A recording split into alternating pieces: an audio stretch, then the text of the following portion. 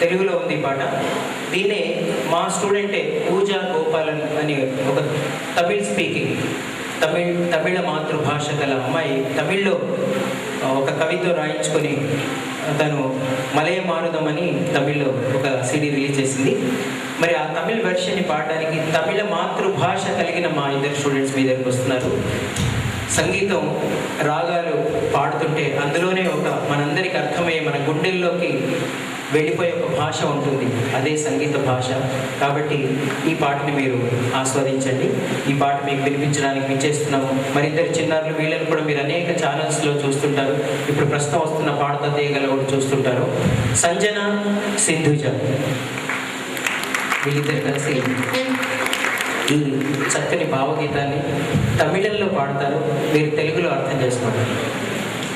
Thank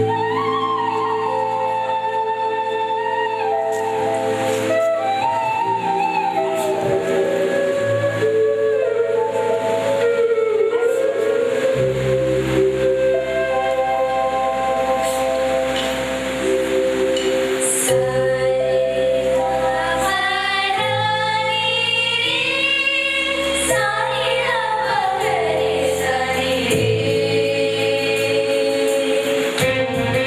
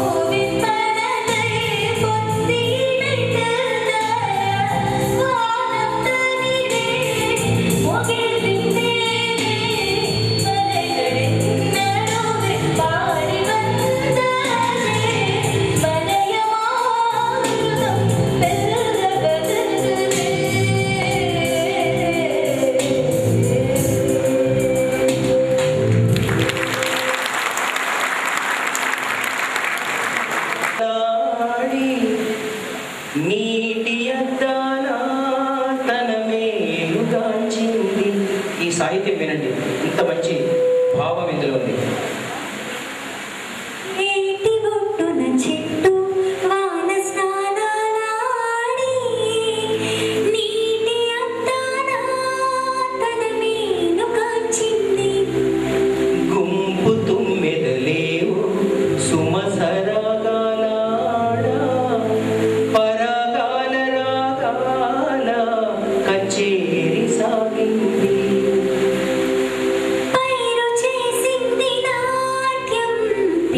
చెప్పింది భాష్యం, మనసు పాడింది గీతం, మౌన గీతం. మలయమారుతం వీచింది.